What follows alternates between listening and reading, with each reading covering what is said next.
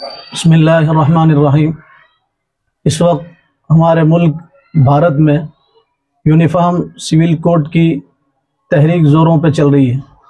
Supreme court نے اور لا commission نے پورے شہریوں سے، ہندوستان کے پورے شہریوں سے رائے طلب کی ہے۔ UCC اسے کہا جاتا ہے، یونیفارم سول کوڈ اسے کہا جاتا ہے۔ یونیفارم سول کوڈ کے معنی یہ ہے کہ تمام شہریوں کے لیے یکساں قانون، تمام شہریوں کے لیے یکساں قانون بنا دیا جائے۔ یہ آزادی کے بعد بھی اس سلسلے میں بہت سارے لوگوں نے آواز اٹھایا تھا اور یہ کہا تھا کہ ہندوستان میں یونیفارم سول کوڈ ہونا چاہیے۔ یونیفارم سول کوڈ اس ملک کے خلاف ہے، ملک کے قانون کے خلاف ہے۔ یکساں civil code, uniform civil code, UCC اس ملک کے قانون کے خلاف۔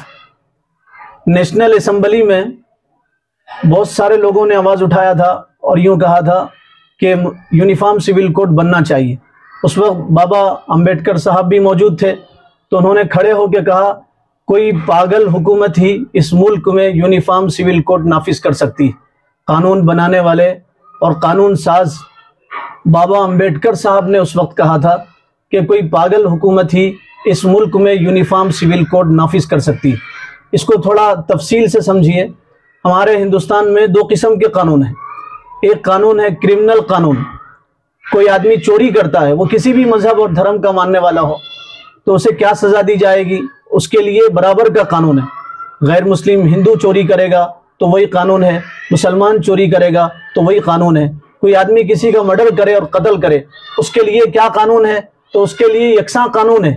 کوئی مسلم چوری قتل کرے تو اس کے لیے وہی قانون ہے۔ کوئی غیر مسلم قتل کرے، ہندو قتل کرے، پارسی قتل کرے، بدھسٹ قتل کرے اور سکھ قتل کرے اور عیسائی قتل کرے، ان سب کے لیے یکساں قانون ہے۔ کوئی کسی کی زمین ہڑپ لے اور دبا لے اور ظلم کر لے تو ان سب کے لیے یکساں قانون ہے۔ اور ایک قانون ہے آئلی قانون۔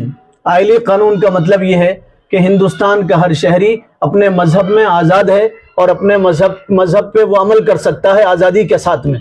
آئلی قانون میں جیسے طلاق ہے، جیسے نکاح ہے، جیسے وراثت کا مسئلہ ہے کہ وراثت کیسی تقسیم کی جائے گی، یہ مسائل ہیں۔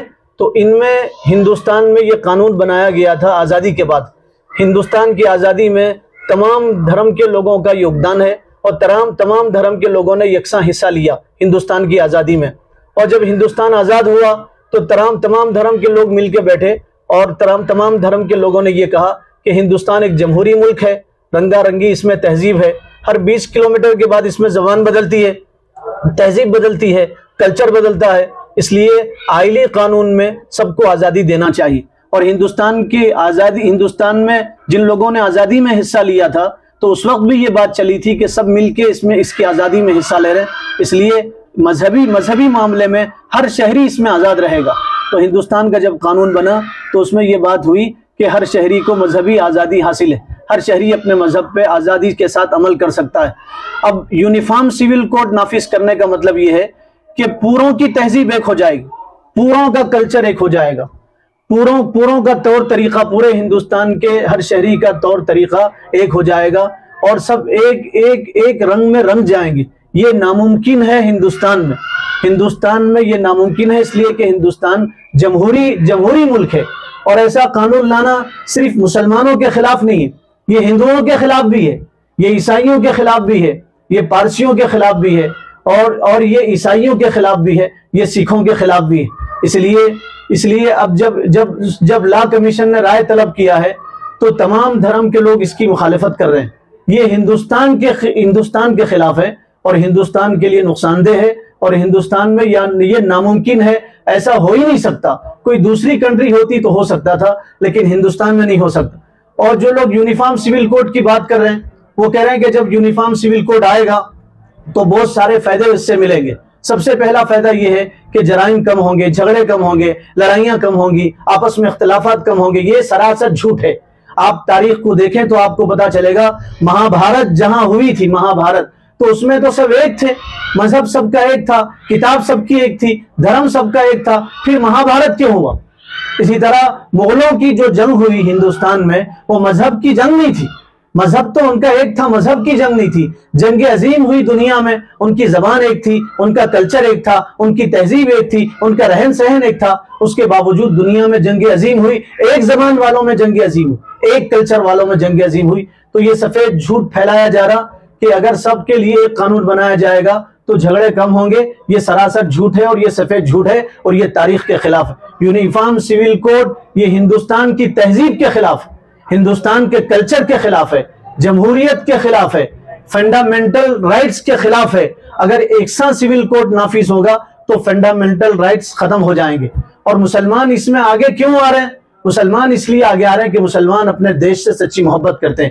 دیش کے قانون نے ان کو مجبور کیا ہے کہ وہ اپنے مذہب پہ آزادی کے ساتھ عمل کرے، قرآن پہ عمل کرے، حدیث پہ عمل کرے. یونیفارم سول کوڈ یہ قرآن کے خلاف ہے، یونیفارم سول کوڈ یہ حدیث کے خلاف ہے، یونیفارم سول کوڈ یہ دین اسلام کے خلاف ہے، یہ بائبل کے خلاف ہے، یہ گرنتھ کے خلاف ہے. اور یونیفارم سول کوڈ ہندو دھرم کی جتنی کتابیں ہیں ان کے خلاف ہے. لوگوں کو اس کے نقصانات نہیں معلوم، اس کے مضر اثرات لوگوں کو نہیں معلوم، اور لوگ یہ سمجھ رہے یکساں یونیفارم سول کوڈ آئے گا، UCC آئے گا تو سب کے لیے فائدہ ہوگا، سب کے لیے نقصان دہ ہوگا، اور یہ ہندوستان میں ناممکن ہے. اور مسلمان اس لیے بھی آگے آ رہے ہیں کہ مسلمانوں کے پاس خود ان کی آسمانی کتاب ہے، قرآن ہے. اور مسلمانوں کا عقیدہ یہ ہے کہ وہ قرآن کے خلاف، حدیث کے خلاف کسی قانون پہ عمل نہیں کرتے. قرآن اور حدیث کے خلاف وہ کسی قانون پہ عمل نہیں کرتے. اگر کسی بھی مذہب کو ہندوستان میں ختم کرنے کی بات کی جائے گی تو سب سے پہلے مسلمان آگے آئے گا اور مسلمان آڑ بن جائے گا اور مسلمان اس کا مقابلہ کرے گا. اس لیے کہ ہندوستان تمام مذاہب کا گلدستہ ہے. ہر مذہب والے کو اس کے مذہب پہ عمل کرنے کی ہندوستان کا قانون اجازت دیتا ہے. اور یاد رکھیں، میں مسلمانوں سے خاص طور سے گزارش کرتا ہوں، ہر بچہ حافظ قرآن ہونا ضروری نہیں، ہر بچہ حافظ قرآن ہونا ضروری نہیں، لیکن ہر بچہ، ہر مسلمان، ہر مسلم عورت محافظ قرآن ہونا ضروری. قرآن کی حفاظت کرنا ضروری ہے. دن بدل سکتا ہے، رات بدل سکتی ہے، شہر بدل سکتے ہیں، دیہات بدل سکتے ہیں، انسان بدل سکتے ہیں، لیکن قرآن اور خدا کا قانون نہیں بدل سکتا. وہ کل بھی ویسے ہی تھا، آج بھی ویسے ہی ہے، اور قیامت تک وہ ویسے ہی رہے گا. مسلمان سب برداشت کر سکتے، دین اور اسلام کے خلاف برداشت نہیں کر سکتے. اور لا کمیشن نے رائے طلب کیا ہے تو ہر شہری کو رائے دینا ضروری ہے، اور ہر شہری کو ضروری ہے کہ اس کے خلاف کرے اور اس کے خلاف ووٹ دے اور رائے دے.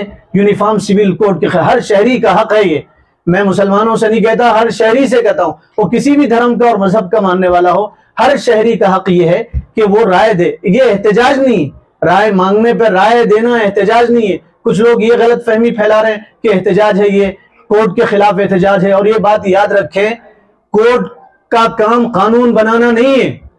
سپریم کورٹ ہو، ہائی کورٹ ہو، کسی بھی کورٹ اور جج کا کام قانون بنانا نہیں ہے، قانون کی تشریح کرنا ہے، قانون کی تفصیل بیان کرنا ہے، قانون کی وضاحت کرنا ان کا کام ہے. قانون بنانا کسی بھی کورٹ کا کام نہیں ہے. کسی کورٹ کو حق نہیں ہے قانون بنانے کا، قانون کی تفصیل کرنے کا حق ہے.